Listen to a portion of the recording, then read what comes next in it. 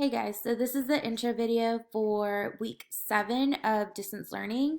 We are going to be going over graphing. You are going to solve problems using data represented in bar graphs, dot plots, circle graphs. It includes part to whole and part to part comparisons and equivalents. So I'm going to show you your 2 assignments for the week. It's very similar to what we've been doing. Graphing, this is something you guys do great with because you've been doing it for a really long time. There is a cheat sheet to help you guys. So let me go ahead and show you what I'm talking about. So this is the find it, fix it. Let me go ahead and move my screen. This is the find it, fix it activity. Here we go. So this is the first slide. When you open this, it's going to tell you to make a copy. So go ahead and make a copy. If you look up here, I'm going to see if I can pull this over so that you guys can see it. Okay, let me pull. So what I want you guys to see is this corner right here where file is and where view is. I've had a couple of people ask me why they can't see what's on the slide. If that's the case, if you click right here where it says view and you go down to where it says zoom, you can zoom in and you can zoom out. And that is how you can see what's on the slide if it's too small. So now let's go back to the activity. This is the first slide. I don't know if some of you are not reading it, but it has instructions on it on what you're doing. So there's a card with the letters A through J on it. Each card has 3 statements. You need to tell me which statement is incorrect. You're going to type directly on the slide. It'll say type here, and that's where you can type just like before. You will need your own scratch paper so that you can do your work, so you can show your work. And in the title of this, at the top, it says Nunez. I want you to change that to your name so that when you submit it, it has your name on it, or you can share it with me. However you're submitting it, the way you were doing it before is perfect. So this is the cheat sheet. I know you guys don't have your journals with you, so this is here to help you. Okay, so this is here to help you. I want you to look at the vocabulary, look at this, and see if there's something that you still don't remember, and if you need my help, let me know, and we can video conference and talk about it. So if you notice mean, median, mode, range, shape, if you look down at the bottom where it says skewed left, skewed right, that is the shape. So there's information about circle graphs. Circle graphs are usually percents. We just finished doing percent proportions, so that should help you with that. Box plots. Remember, box plots focuses on median data, and then dot plots. So the first example we're going to go through is a dot plot.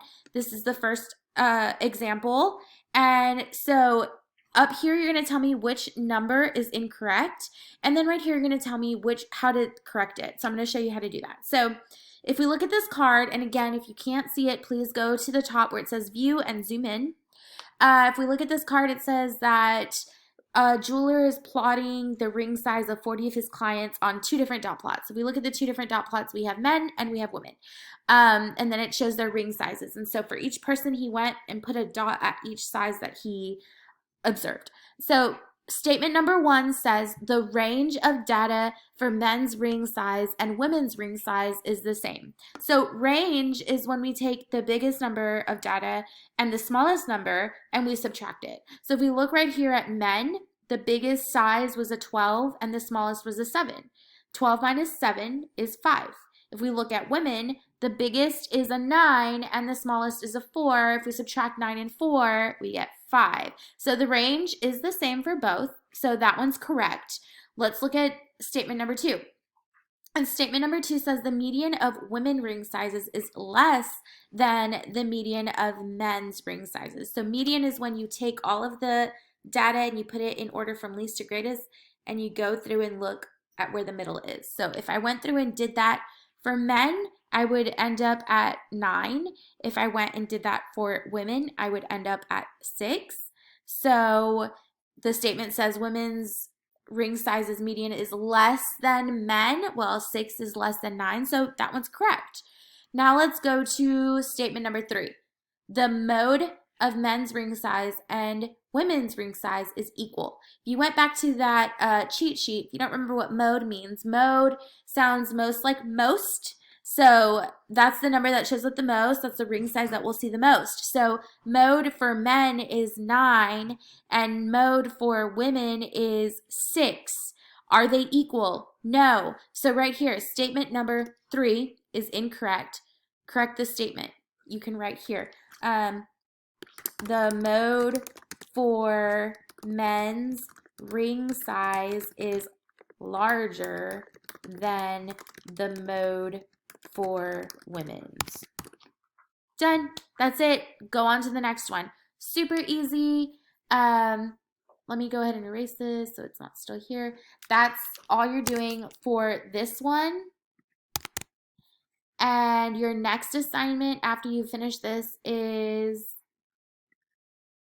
a Google form.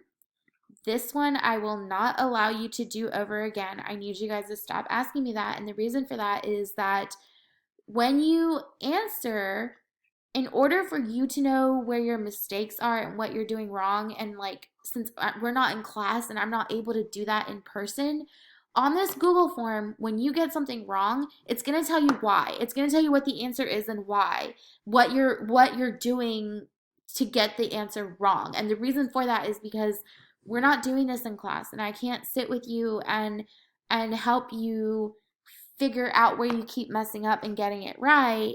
And so that's why I have to do it in this Google form. If you do really bad on it, I will give you another assignment to make up the grade and bring it back up to an 85, but the reason, or sorry, 75. But the reason I'm telling you this is because I want you to do your best on it. I want you to try your best. If you have questions, I want you to ask me before you do this assignment, because I do want you to get a good grade on it. And I'm sorry that you can't do it over, but there's a reason why I'm giving you the correct answers when you get it wrong. So this is just like the Google Forms you had before. You're just going to go through and you'll get your grade at the end, or you should be keeping track of the ones you get wrong. If your grade is not passing, I will let you know. I'll message you, I'll email you, and I'll give you a different assignment to do instead. So please make sure that you're reaching out. Please make sure you're letting me know if you need help, especially before you do this assignment. I hope you guys are doing great. I miss all of you. I went to our classroom and cleaned it out, and it made me really sad because I really miss you guys. So I hope to see you guys soon, and I hope you guys are enjoying being at home with your family.